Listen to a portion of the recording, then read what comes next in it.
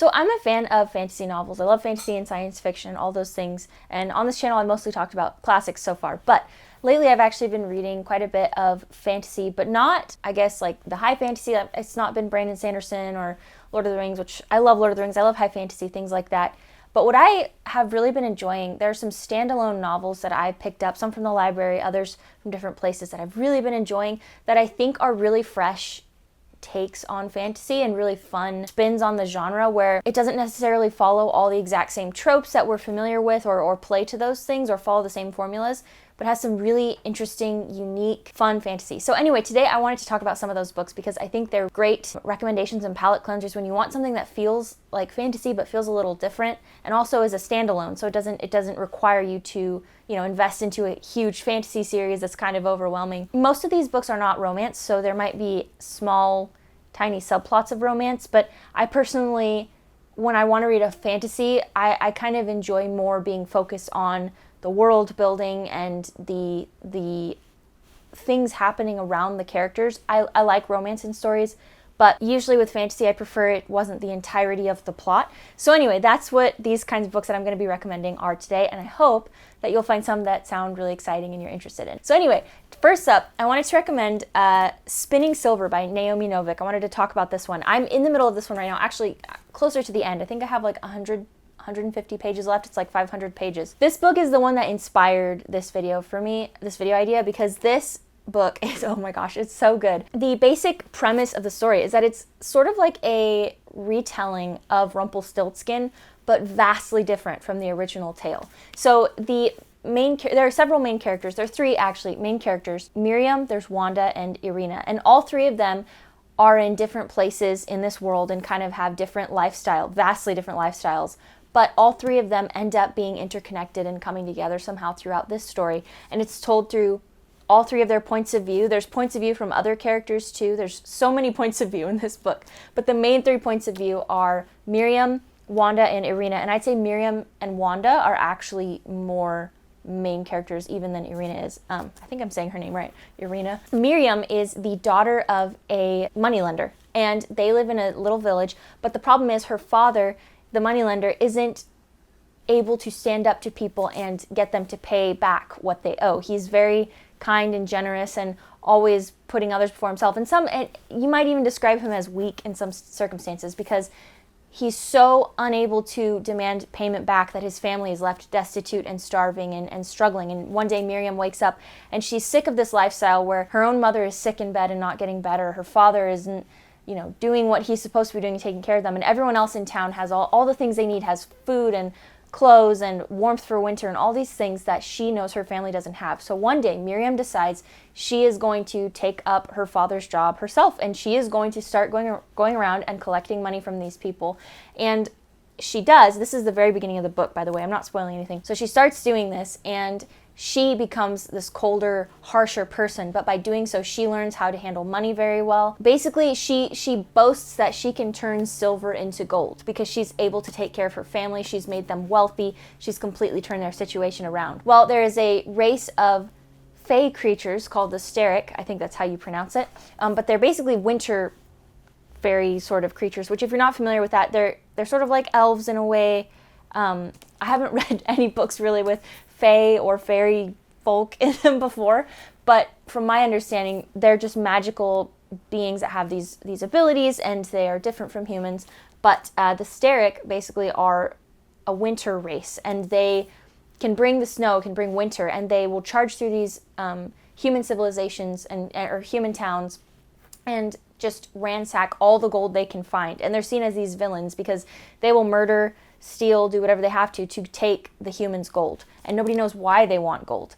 But one day the Sterek overhear Miriam boasting that she can turn silver to gold, and they start demanding she do that for them. And that's kind of what kicks off the events of the story. And it is very good. I think Rumpelstiltskin is one story that you don't ever really see people do retellings of. I mean, the only one I can really think of is in Once Upon a Time, the TV show. You had Rumpelstiltskin as a main recurring character, and he was interesting. But this specific retelling of it is excellent. And another thing about this book that's so great is the prose. The way Naomi Novik writes is so beautiful. And I know some people actually dislike the way she writes because it is fairly verbose at times and almost straightforward at the same time, verbose, but also straightforward in a weird, so I know that doesn't make sense, but that's how it feels. But it's so beautiful at the same time.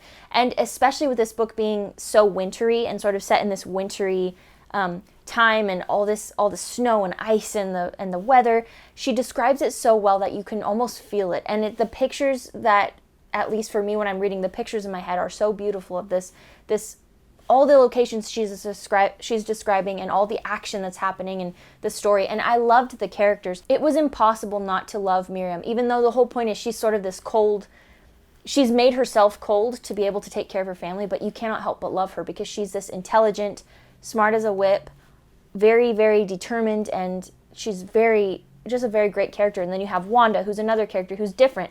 But all three of these girls that are main characters, they basically are faced with these difficult circumstances and these less than favorable circumstances and things they have to overcome and harsh realities that life has handed them. And all three of them choose to overcome it through different means. And it's really excellent to watch unfold and seeing the way their stories sort of connect and interact and the way they end up helping each other or even working against each other in some ways, or just their inner thoughts are all excellent.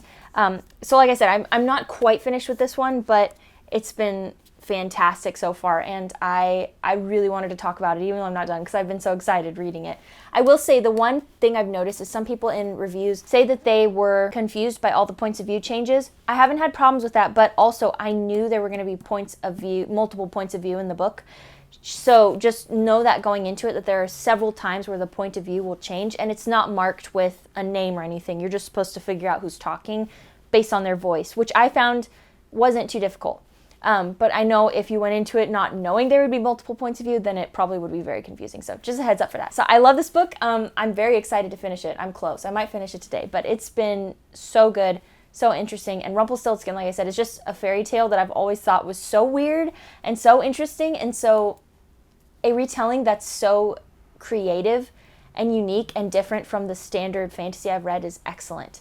And like I said, all three characters have different stories, and I keep rambling, but this is so good and it feels so fresh, where a lot of fantasy kind of sometimes can feel like it tends to fall into the same, hitting on the same tropes or the same story beats, but this just feels unique all the way through. I love it. There's so much she incorporates into this, and the world building too, the way the author incorporates all sorts of different cultures and ideas and themes is just so good. It's almost like there are like 3 or 4 stories going on at once, but they're all connected into one big story. So anyway, I love this book. Definitely recommend it. And I think I don't have any doubts it's going to stick the landing. So Spinning Silver is my first recommendation on the list. So this next book is Dragon Fruit. And this one is different for me to recommend because usually when I read a book, what I care about most are the characters. If I don't love the characters, I struggle to read a book, I struggle to get through it. I need a pretty heavy focus on characters to really enjoy it. That's why I've always struggled with Dune, is I've read Dune, I think 2 or 3 times. I've read halfway through it, and I can never get through it because none of the characters are likable. They're all kind of terrible people. Anyway, that's besides the point. So with Dragon Fruit, the reason I say it's interesting that I loved it so much is because what actually made me love this book so much was the world building. I loved the characters, don't get me wrong, but this is a book where it's very much focused on world building over tons of character development and dialogue and emotions. I definitely understood the characters, but like I said, they felt more surface level compared to the world building, but it's not a bad thing. So this book is very, very much influences Pacific Islander culture, Polynesian culture, things like that, and it makes for a very interesting fantasy read because it's not often you get stories, fantasy stories, set in those cultures or influenced by those cultures. The only one I can really think of in recent years that got really popular was something like Moana. But this book is so unique and so engaging, and I loved the storytelling. It felt like I was being told a big myth. You know, like if you think of sitting down and somebody's telling you this awesome myth around a campfire, just things like that. That's how this story feels. I read it a year and a half ago or maybe longer ago, so I'm not 100% solid on all the details of the story. Some of them are fuzzy. But I do remember some basic things about it, so I'll share that. So the basic premise is the main character is named Hanalei, and when she was a young girl, she was very sick. But also I think it was the queen of the island, I think it was queen of the island, was also very sick. And the only way to be healed was through this magical egg from these sea dragons. And these sea dragon eggs have magical properties. They can grant a wish but when they grant a wish, it always comes with a cost. And so it's kind of almost like the monkey's paw, but not, because this isn't the monkey's paw in that it's a gruesome thing or anything like that. But obviously all magic usually has a cost in these kinds of stories. And so Hanale's father, instead of delivering the egg to the queen, he steals it and gives it to her to heal her. And she basically has to escape the island and leave because she's been healed instead of the queen, and she's just this servant girl. But it's a very interesting premise, but what makes it really good, like I said, is the world building and the magic. So you have this beautiful beach scenery and island scenery, and like it felt like you were sitting on the beach as I was reading it. At least to me, that's how it felt. What I remember most that stands out is the world building and how beautiful it was and how unique the fantasy aspects were. So the actual descriptions of the island and the places they ventured to and the ships and the ocean and all those things felt so enthralling that it was as clear as a movie in my head as I was reading it. And it's almost like, I remember when I wrote a review on Goodreads for it, I described it as being almost like Tangled meets Moana meets pirate ships and magic tattoos. And that's sort of a good way to describe this book. There's so much that was so just fun about it. It felt like a very summery read. The world is what's most intriguing here, but the characters are still very lovable, and the relationships are interesting. The culture is interesting. There are magic tattoos, which is really cool because everyone has their own tattoo, but these tattoos can kind of come to life and manifest as the creature. So one of them has a big spider tattoo, and the spider kind of comes to life and manifests. I know I'm not giving a ton of information about this one because, like I said, I can't remember all the details, but it's absolutely worth a read just for the scenery and the feeling of this kind of great legend or something being told. It's a really different read from any fantasy I've read, and I really enjoyed it. It was very refreshing, and I think it's a perfect summer read especially. And just because I did kind of a terrible job, I think, describing this book, I wanted to read, there's a tiny little opening statement at the beginning of the book that kind of tells the legend of the sea dragon eggs, which become the sea dragons are kind of a driving force in this book and an important part. So I wanted to read this very opening part because if this interests you, then you'll absolutely love the book, I promise. In the old tales, it is written that the egg of a sea dragon, dragon fruit, holds within it the power to undo a person's greatest sorrow. An unwanted marriage, a painful illness, an unpaid debt, gone. But as with all things that promise the moon and the stars and offer hope when hope has gone, the tale comes with a warning. Every wish demands a price. Yeah, so this is excellent. Definitely recommend this one. The next one I want to talk about, I have on my Kindle. I don't have a physical copy, and I'm about halfway through it. So this next one is called The Doll Makers by Lynn Buchanan. I'll put a picture somewhere.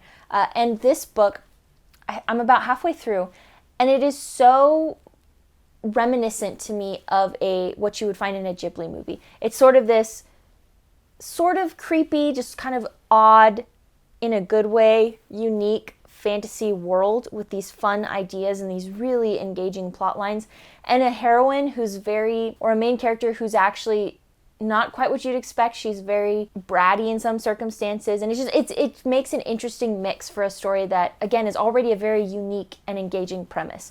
So The Doll Makers is set in a land where there is these evil creatures called the Shad, and the Shad basically come and attack human civilizations and human people and towns and anything that's beautiful. They're drawn to beauty, and they attack these places, and then they just take parts from whatever they're attacking and sort of add it to themselves to build themselves into a greater and greater monster. The way humans have learned to defend against the Shad attacks is they have developed dolls, and there are people who are called doll makers, and these dolls are literally wooden dolls they carve for the specific purpose of protecting them against the Shad. And the doll makers are able to breathe life through magic. There's a magical symbol they can put on these dolls that makes them come to life and obey the orders of their maker. And so, like I said, they create these dolls to defend against the Shad. And then there are some doll makers, though, who their dolls are so beautiful and pretty that their dolls are intended for a different purpose. And those dolls are intended to help around the house or be a companion to children or things like that. More like a toy. In the traditional doll sense, but still not quite a toy. They're still sort of sentient and have the ability to interact and walk around and obey orders. So there are these two types of dolls and two types of doll makers, and when a person goes through the training to become a doll maker, they're tested at the end and they are told which dolls they're licensed to make. Well, Sean is our main character. Sadly, her family was killed by a Shad attack when she was a child, and she was raised by this doll maker. and she decided she wanted to make dolls to fight the Shad. She's very angry, sort of very prideful as well. She makes the most beautiful dolls anyone has ever seen. They're just gorgeous. She's very talented, but that gives her a big head. And so when she takes her test, she's told that she is to make dolls that are for toys, basically, or for serving around the house, things like that. Dolls that are to make people happy. And she hates that idea because she wants dolls that fight, and she refuses and rebels. And so it sets off sort of this whole chain of events where her dolls are unique anyway. There's things going on with her dolls that no one quite understands or that she doesn't even know about. And so as the story unfolds, we meet a couple other characters. Ikisa, I think, is how you say the second character's name. I think it's Ikisa. I'm sorry if I'm saying that wrong. But you meet this other character who's this really fantastic doll maker as well, but she's like the complete opposite of Sean. And there's so many interesting things going on with the actual storyline. But again, the world is also very interesting because it's sort of this creepy, almost horror, but it's not horror. I don't read horror. But it's this creepy vibe throughout the whole book. And you have the Shad, and there's this mystery of what's going on with the Shad, where they come from, why they attack, all these things. And these two people, very opposite, Sean and Ikisa, learning to work together. It's a really interesting book. I'm about halfway through. I'm loving it. World building is very interesting. One of the towns that they've been in for the majority of the book is this creepy town kind of in the middle of a forest where nobody really ventures. The people that live there work in the forest and they harvest spider silk. And there's these giant spiders that live all around this town. And so the people go out and they harvest the silk from the spiders, weaving their webs. And then they use the silk and export it and sell it and different things. So the world building is really interesting, on top of the story being really interesting, on top of it being a little bit creepy, which is always a plus in my opinion. So I definitely recommend checking out The Doll Makers. I haven't finished it. I would easily recommend it to anyone with what I've read so far. I really like it. Again, very different from the standard sort of thing you think of when you think of a fantasy book. Also, it does really feel like a Ghibli movie, so if you are a Ghibli fan, it could easily scratch that itch of a story you're looking for. The one thing to be aware of is Sean is kind of a brat. She's definitely difficult to deal with. And for somebody like me who cares so much about characters when I'm reading a book that I will put a book away if I don't like the characters, which I think is a normal thing, but I know some people care more about world building or storyline or things. For me, the characters are where it's at. So if even I love the book and Sean's annoying, I think anybody can love it with Sean, because watching her grow too and watching her storyline and her thought processes, it's fun and engaging and interesting. And I love this book. I think it's crazy that it's not more popular because it's so unique. Now, this next few books I want to recommend, I am pretty sure most people have heard of Howl's Moving Castle. If you haven't heard of this book, you absolutely need to read it. It is excellent. Howl's Moving Castle is by Diana Wynne Jones, and it's part of a series. There's 3 books. They're all set in the land of Ingary. You don't have to read them in any order. They're not necessarily telling an ongoing story, but they are interconnected with characters and set in the same world. But Howl's Moving Castle is by far my favorite. I have read this one and Castle in the Air. I haven't read House of Many Ways. This book is absolutely delightful. This book is so much fun. It feels like sitting down and with a blanket and a cup of tea to read this book. It is so cozy and comforting and just fun to read. It's funny. It's so unique and tells such a fun fantasy story that is different from all the other fantasy stories you tend to see. And I'm not saying anything negative about fantasy genre in general, but it's easy to, on the shelves, what's popular a lot of times is fantasy books that are all very similar, share similar tropes, because that's what's popular. That's what publishers are focusing on. But when you want something that feels different, that's what these books are, and that's absolutely what Howl's Moving Castle is. And I think if you like cozy fantasy, if you're into that sort of genre, this is really where that genre would start. I think this is one of the main pioneering books for that genre. And if you've seen the movie, you know the movie, but the book is better than the movie. And the movie's excellent, but seriously, this book is so good. The humor is ridiculous and amazing. And the author herself, Diana Wynne Jones, if you've watched interviews with her, she's hilarious too. And the way she approaches her characters and her stories are so funny. So if you're unfamiliar with it, I guess I should give some context. Sophie is a daughter of a man who owns a hat shop. And she is working in the hat shop. Her father passes away, and she's left with her stepmother and her sisters. And she is she's not very pretty. She's not necessarily the smartest one. She's sort of just, or she is smart, but she's not necessarily the one that everybody thinks is going to do great things. And that's sort of the running joke from the beginning, is that she's not really got a chance, but she can make hats. But as the story unfolds, you get all these different characters involved, and you find out Sophie has certain powers, and she gets mixed up in all these things that she doesn't need to be mixed up in and gets cursed to look like an old lady. And so she's trying to break this curse that's making her look like she's an old lady. But at some point in the book, it almost seems like she's just accepted the fact that she's just an old lady now. It's so funny, and it kind of subverts your expectations in several different instances. And it's just a blast to read. This book is so much fun, and it's humorous, and it's just, yeah, this book is great. My favorite chapter title is chapter 19 is called In Which Sophie Expresses Her Feelings with Weed Killer. And I think that accurately, that's an accurate depiction of what this book is like. It's so funny. If you have not read this series already, absolutely check it out. Don't even look up too much about the story. Just enjoy it. It's fun. Castle in the Air sort of reminded me of Aladdin in some ways. It's kind of another take on that sort of story with a magic carpet and everything. It was good.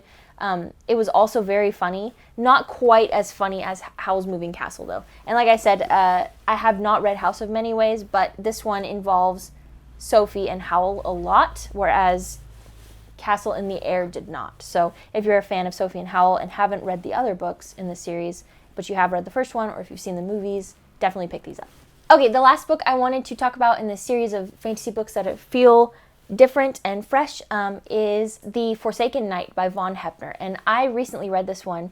He is an author who I really enjoy, almost as a palate cleanser, I want to say. His books are always just so much fun to me, and they don't ever feel like a slog. They don't ever feel like I'm getting bogged down in characters' emotions or feelings or struggles, which, don't get me wrong, I love books like that. That's the only kind of book I write. Personally, I love dealing with lots of emotions. But sometimes you just want to read something that feels a little lighter and just focuses more on the adventure and the story. That's how Von Heppner's books always feel. He released this one in December, and it was so much fun. I was immediately hooked from the very first opening line because the premise alone is awesome, and the actual book did not disappoint. I read it in just a few sittings because it was so good. So basically, The Forsaken Knight is about a knight named Sir Rollo Ironarm, if I remember that correctly, and he goes out to hunt this creature and kill it that's threatening his lands, and he gets killed, or so everybody thinks. But it just so happened that he was taken, and another evil knight and wizard worked together, and they put a curse on him that basically meant he was going to be undead and be forced to serve in the legions of the undead that serve it's almost like there's these lesser gods, of the dead in this world that kind of vie for power over the dead. There's two of them.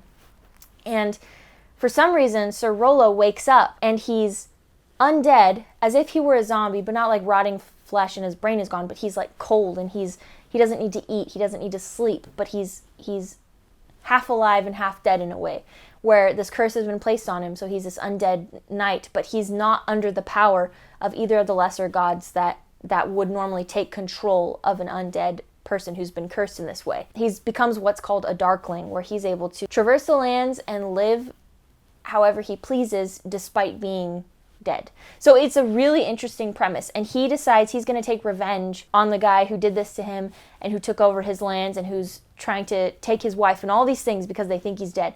So he starts going and doing all these things and fighting for his lands, but then, his people are freaked out because he's dead and they want to kill him and all these different things. It's a really fun premise that sounded awesome from the moment I started to read the description, and it did not disappoint. It was so much fun to read. It's short. It's like 250 pages, so it's a blast to read through. And it's just such a different idea for world building in this story and sort of this magic system and all these things. It was so different from things I've normally read in fantasy, and that's what made it so much fun and so refreshing to read. There's no romance or anything in it. It was very much a short, action-packed read that was a lot of fun. I really enjoy a lot of his books. He writes a lot of science fiction, but he writes fantasy too every now and again, and I've mostly read his fantasy. So if you like The Forsaken Knight, another fantasy book I really liked by him was called Rune Shadow, and that one was great because I loved the main character, Elissa. She was awesome, and it's sort of a similar storyline. Not in that she's not undead, but it's a revenge storyline, taking back what was stolen from her sort of thing. It was really good. It felt a little slow in some places with all the world building exposition, but it was also a very good book. So if you like The Forsaken Knight, I think you'd probably like Rune Shadow as well, so I wanted to recommend that one. I hope that those recommendations were good. I hope you saw some books you wanted to check out. I love fantasy. I'm just kind of picky sometimes, and I like things to feel different or fresh, and I don't always want to read a big long series, and I don't always want to read romance. So that's sort of what I was going for with these recommendations. So if that's you, I hope you found some books you want to check out. And as always, I'm an author as well, so if you want to check out any of my books, you can. At the end of this video, it'll show my books, and also there's a link in the description if you want to check out my books. I haven't written any fantasy yet, but I do have some science fiction and some contemporary, so check those out if you're interested. And thank you. I'll see you in the next video, and I hope you have a good time reading until then. Bye!